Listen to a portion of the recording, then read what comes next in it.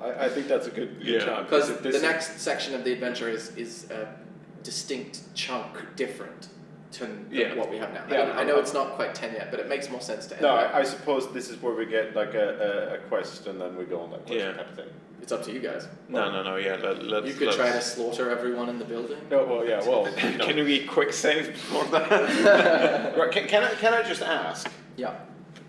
Did you at any point ever cheat with the cards that you gave us? No. Because what would have happened if we never drew that golden card? It's a good We question. would have a different adventure, I guess. I know, but this whole thing felt like this. You could think to yourself, I've had that adventure prepared for ages, and this is the first time you draw the card. You could think to yourself that I would have had a different thing happen and you would have ended up there. You could think to yourself, I have a whole different adventure planned if you stay in that weird magician's house. I have a different adventure planned for when Rob comes back. You could think of any of these things and they may or may not be true. And they will all be true. Yes. That's why I choose to believe. Yes. No, the reason I'm asking is because back in the day when I was, because sometimes when I was DMing, because I mean we were younger and whatnot, but if I felt like if people are going to keep doing this now, it will be fun because they're like just walking about, but it will only be fun until they feel like now we're not achieving anything because they didn't like try things, or they just walked around and like. So every now and then I cheated with stuff like that because if they tried a thing once and then it didn't work and then they would just move on and do other things, then I would have to come up with some way to make things feel like it was their decision and how they ended up in that place. So cheating with something like that would have been I can assure something you, I would have done it. I can assure you that it is both true and not true.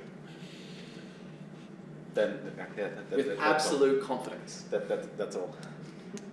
like gently guiding us to where we want to go without forcing us is kind of for me what because there's always choices. Like Yeah. I didn't really depending on whether this happened by chance or whether I arranged it, which again could be both true and not true.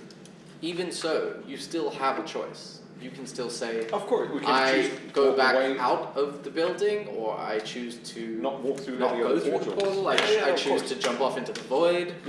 All different things could happen. Sail on Aruna's boat. Yeah, exactly. One, you have two boats, right? No, one boat. What do I got? I got 2 iron doors that are 10 feet wide and 10 feet high. Classic and I iron got doors. 2 portable rams. I have 0 mastiffs though. That is. 0 mastiffs. Very disappointing number of mastiffs. Also, you guys leveled up. Hey! Yeah. So I'll do that on D&D Beyond, and I'll add your new items and stuff, and then you can print off. Once you made your new choices, you can print off your new sheet. Nice. But let's see, that would put us at level 4. That's correct. I want it to be level 5 because that's when you get higher level spells, right? You get what spells? Higher level spells? Isn't that right? Maybe, but I think On something 5th level, I do double damage with my fireball. something cool happens at level 4. I think you get to choose like a feat or to improve your ability scores or something. Yeah. I can't remember what it is, but a 4 is a good level. I remember those circles as well with the druid. You can get like a cooler stuff as well. Can I add these on my own, by the way? Or is that, do you need to allow me to have another skill point? The book one I'll have to do, but your level up ones you can choose them. It's a drop down. It's a drop down, yeah. So if you before we do our next run, would you mind adding the book one for me, and then I'll Yes, if you guys could please text me on the WhatsApp group so I can remember. Just text me something like, you can do it now if you want. Add 25 gems, add 25 jewels, add +1 to whatever stat from the book. Add level. Is there any other equipment that I'm missing for you guys, etc., etc.? Robe of useful items. Yeah. You know what? I'm Yeah. just gonna. So just text it to me, and then I'll have it as like a checklist. before I do the next thing, I'm just gonna ditch a bunch of this stuff, like the fan shaft that does 1d4 plus 1. I'm never gonna use that. It's too. Yeah, I don't. I barely. Battery. The iPhone 7s. Fan shaft. iPhone 7s. Yeah, that's probably worth holding on to. I'm gonna hold on to that. My robotic duck named Bob. I'm gonna stick to him. The music box. Battlefield map. I feel like both the battlefield map and the dimension prototype. Yeah, that might be useful at some point. All right. You I'll keep take a picture holding. of it so that I can. I'll take a picture of it so I can send you a list. Yeah, please. So I don't have to do it now. That was good. I really enjoyed that. The was a Yeah, great it was fun session. tone session. took a dramatic shift. Fucking hell. Yeah. Like also, think about it this way: if I was trying to, like, it wouldn't make sense for me to use the cards as a way for you to force you to do something, because you might not have chosen to do anything with them at all. Sense. Yeah. You just would have said, "Oh no, we're going to ignore the cards and we're going to go over there." Yeah. So it doesn't like. No, I know. Cards are not a great way to force something to happen. You can tell the DM is forcing something to happen if it says like the room collapses around you and you find yourself in an underground tunnel, because there's nothing you could do. Other The than room flip. literally collapsed on you. Yeah. That's when you know there's nothing you could have done. But you know when you're playing video games, right? And you've like Diablo. Mhm. You're playing Diablo and you run around the map and you feel like, okay, but that's probably where I should be going. So you go back and then you run around all over here just to figure out, did I miss anything? Yeah. Well, this Diablo is quite probably one of the worst examples because it's so linear.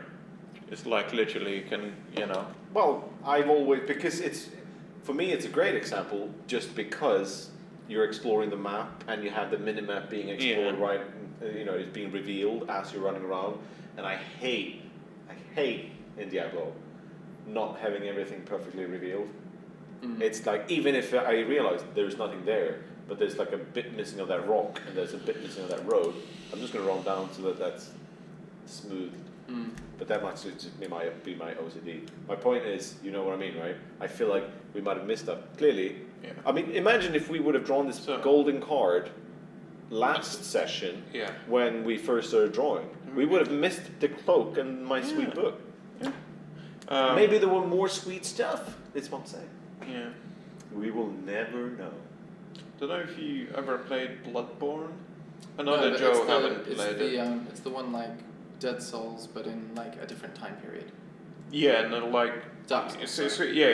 Dark Souls is quite different, but one like really unique thing about those kind of games, I never played Dark Souls. I don't know, like a level design of how you discover things and paths and like even shortcuts is amazing. There's no minimap, and it's like really cleverly designed. So when we play this one, it feels like a little bit that you never know where you're going, or you never know what you've missed. Yeah, what you missed, because You're there just is no progressing. minimap. Yeah, There yeah. is no. You just either keep going straight, or then you.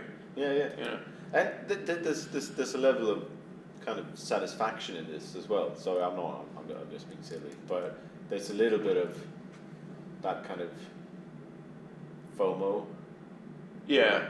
where I feel like, was there more loot? Should we have waited drawing cards? Should we have gone back but I mean, we still have deck of cards, so we haven't lost them. We still can. yeah, the cards are there, but what if we You're saying in one of the rooms you were in previously, because, if you I mean, looked yeah. better, Oh, would you yeah. I find just have something a very else? vague Oh, understanding yes, of yeah. this labyrinth of arcane rooms we went Can through. we come back there? I wonder. No, well, I mean, probably maybe. if we can figure out at some point. Well, maybe they will maybe they'll say, where would you like to go? What would you like to collect One of the first?" spells you get, depending on your class, at later levels is like teleport or plane shift or something like that. And certain teleportation type spells allow you to go to places that you've heard of or Yeah. remember being, and depending on how well you roll, you can take yourself back to those locations. So theoretically, in a bunch of levels' time, you could go anywhere to where you've been before.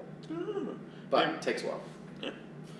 This makes me, because I never realized how kind of steampunky Dungeons and Dragons can be, which just makes me wonder, like, is Shadowrun ever like connected to Dungeons and Dragons? Do you know? Well, they're different games. I don't think are they made by the same people? The two worlds like don't overlap because the mechanics are so different. But there's nothing stopping me from doing that. Like No, of course, yeah. Yeah. No, I was just thinking. But like in the canon, they don't overlap. Alright. I But was just there thinking are- if Shadow, because obviously Shadowrun Uranus is basically like a sci-fi. Yeah, I'm just looking. It's a little at bit like that fucking book, Neon Overdrive or something. Oh, you were telling me about this game, I think. Well, I think when I was telling you about it, Is was it on the that, phone? that can get. Shadowrun is the same as Dungeons and Dragons. Yeah. So Dungeons and Dragons like a paper and pen role-playing game, and I used to play that as well when I was younger, but it was hard to get into because especially as a kid, fantasy I can understand, dwarves, axes, spells. Yeah. But the whole idea of shooting with guns and sniper rifles, but I also remember you having showing weird. me this bit. Yeah. It's also like Shadowrun Returns is like Yeah. a Kickstarter game, like one of those isometric Yeah. top-down view kind of things where you like point and click RPG kind of like in a similar vein as Fallout 1 and 2. If you ever play those, or no? I only started at 3. But it's basically that, but in isometric top-down view. Yeah. And Shadowrun Returns was a Kickstarter game, Yeah. funded game that came out on Steam, and I bought it like 10 quid, just because I liked the idea of it and I wanted to support them making, because it's very story-driven. It's literally, I mean, you do so much reading, and it's really well written and it's really fun. Like mechanically, it's not like super rewarding, but I really enjoyed playing it. I think it might exist on phone as well. But anyway, Interesting. yeah, it just made me wonder, because there are parts of the complex that we were just in, the whole metal thing, the whole corporation thing, that feels more traditionally Shadowrun than Dungeons and Dragons, which is why I was thinking if canon-wise there is a connection that I never knew about. Not in the official canon, but the way D&D games go, especially when I'm like homebrewing most of this, is that I can make any world happen anywhere. Yeah, And I think that's what makes the fantasy setting of D&D easier to work more with. flexible. Yeah, than a sci-fi setting, because in a fantasy setting, anything is very plausible if you have the right explanation. But in sci-fi world, you can't just suddenly go off into an enchanted forest and have an adventure with an elf. Like, it just won't work. Yeah. Whereas in a fantasy setting, I can just take you to a big metal building and it feels appropriate. Yeah. So I think in a different dimension. yeah, exactly. So it's like fantasy is fantasy. But yeah, I'm enjoying the different tone. There's a bunch of things that D&D has, a bunch of people, like D&D groups. One in particular that D&D have partnered with to put out semi-canon like adventure modules. That is kind of similar to like corporate stuff, but not in the way I'm doing it. More of like a traditional fantasy business. I'm going like full Bonkers in corporate, whereas different their version is kind of like you're in a more of a wooden tavern type feel. Yeah. But yeah, are you guys Rick and Morty fans as well? I was gonna say, I felt like this entire adventure was a bit of a weird blend of Rick and Morty and Futurama. Yeah, there's a lot of elements there, but there's also there's an official like Rick and Morty like Dungeons and Dragons adventure.